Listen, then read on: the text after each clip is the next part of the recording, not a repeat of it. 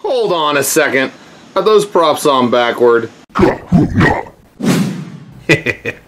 My X210 quadcopter is back in action. I upgraded these 2205 2400 kV motors that came with the kit originally up to these 2306S motors that are running at the, where's this? Oh, there it is, 2700 kV. So they're a little bit faster, a little bit bigger motors.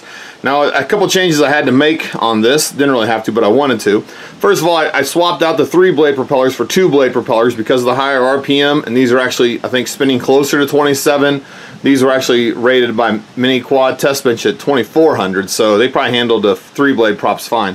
Well, these motors were getting a little bit warmer than I'd like them to get when I was flying it. So one thing I did is I went down to the 2-blade, and then also in BLHeli on the ESC configuration, I changed the motor timing from medium to medium high, and now the motors are coming down, you know, just a little bit warm. You can put your hand on like this and it just feels nice and warm. It's not burning your hands. If you can keep your hands on the motor like this and hold it, then your motor is probably running okay and it'll probably be fine. You're not doing any damage to the magnets or the glue inside that are holding the magnets in place, so you should be okay. Another change I made to this is I reversed the motors. Usually the ones with the red nuts go on these two arms, but I moved them over to these two and put the black ones onto these two. And the advantage of that is that now I can reverse my propellers, which means that now this propeller spins this direction to provide lift. Normally the default is to spin like this, where you're spinning into the middle. Now the one obvious problem you're going to have is that if you hit grass or anything, it's just throwing it right into your camera, and your camera can get a little bit more dirty than normal. You know, if you're staying out of the grass, it's probably not even going to matter at all. But the bigger advantage, it has to do with the rear propellers. But back here in the front, when this propeller spins this direction, this propeller on this side is grabbing all kinds of good air and helping lift the quadcopter up. This side over here is coming around, and it's kind of going with the flow of the quadcopter like this. So this inside isn't really doing a lot of lifting. Most of the lifting is being handled out here. So then, and that's just fine. If you spin this way, it gets good air. You spin this way, it gets good air. Back here on the back, however, normally your quadcopter propellers spin this direction. And the problem is that you have all this bad air, or all this air that's been messed up a little bit or pushed through, coming through, and now this propeller has to grab that air and provide lift for it. And again, out here on the outside, this one's going with the quadcopter. So as it's flying by, it's going like this, and you're not really getting much lift out of this blade out here. You're getting more from the inside. And the problem is that this inside here is not really good air coming off this frame. So by reversing your propellers, you move the good air from out here over to in here. The air coming inside here is just as clean as the air coming out here because there's nothing out in front of it. Back here in the back, this is going to have a lot more clean air to help grab the wind, and so that it can provide a lot better lift out here than it can in here. So you're getting clean air here, you're getting clean air on the outside of both of these propellers, and now your rear motors don't have to work quite as hard to provide lift in the back of the quad. That is the biggest reason to reverse your propellers, and it's also easy to do. If you have shafts that are all clockwise tightening, then you can just pull your props off, switch them around, and we run a command inside Betaflight. On the command line, you have to run set yaw underscore motor underscore direction space equals space -1. And when you run that, and also hit save, or type save after that, so that actually saves the configuration. And that will tell your quadcopter that when you go to yaw, he needs to do the reverse of what he usually does. Because usually if this propeller is spinning this direction, the quadcopter naturally wants to spin this direction, this way. So what happens is you need to tell him that when I tell you to yaw, you need to actually reverse the opposite direction, because now the motor is spinning this direction. And so instead of trying to yaw the same way, you got to reverse your yaw to go the other way. Anyway, that's the only thing you need to do. Just run the one command inside the CLI, the command line interface, and Betaflight type save, and you're ready to go configuration wise. Then you can swap your propellers around and you should be good to go. Now if you're using reverse threaded nuts like these, then reverse threaded prop shafts, you can flip your motors around. That's the best thing to do. But if you just want to test it, just go ahead and pull your propellers off, flip them around, run the command line interface and see if you notice any difference.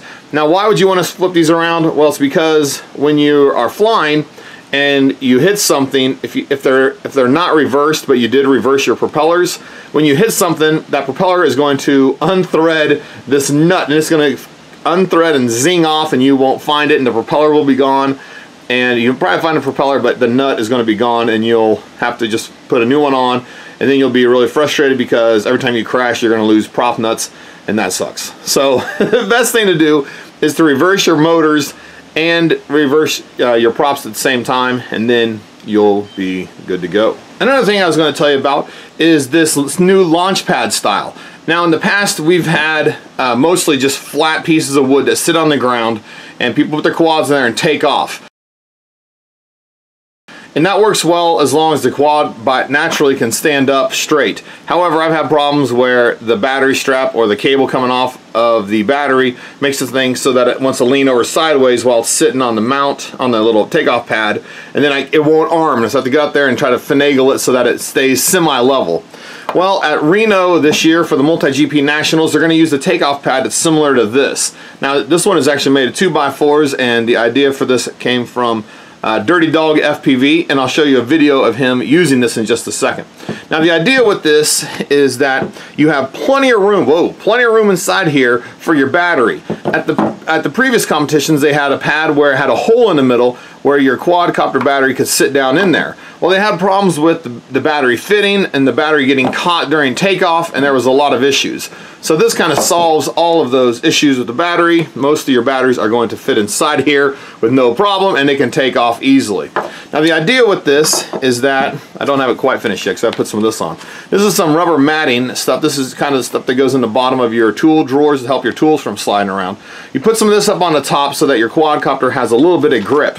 And then you put the quad on here, and when you take off, you can arm in a level state, and then you can lean your quadcopter up without actually taking off, and then when the buzzer goes off, you can take off and fly. And I'll show you the video now from DirtyDogFPV where he demonstrates this phenomenally.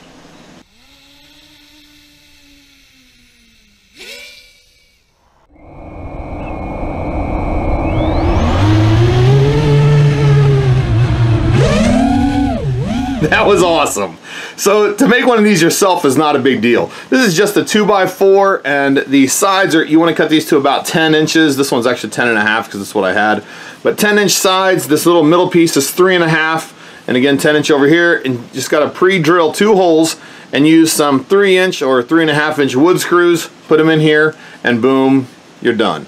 And this is going to be tall enough, it should be able to keep your quad up out of the grass and all your propellers up out of the grass.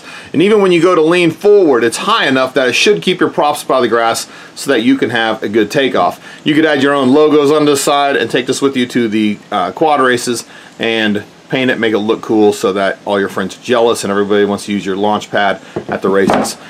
Anyway, just going to show you these motors reversed and the new motors, or the propellers reversed and the new motors on here. I'm going to get this out and do some testing. I did some little bit of flying yesterday, and it flew really well. It probably flew just as good as the 2600s, probably a little bit better. So I'm anxious to get it out to a race. But today it's raining, so that stinks. Anyway, if you have any questions about reversing your propellers or your motors, or even this new takeoff style thing from Multi-GP, and I'll actually put the guy whose name who actually designed it down in the screen here. Anyway, any questions about them, leave them in the comments. I will try to help you out as best I can. And as always, thanks for watching.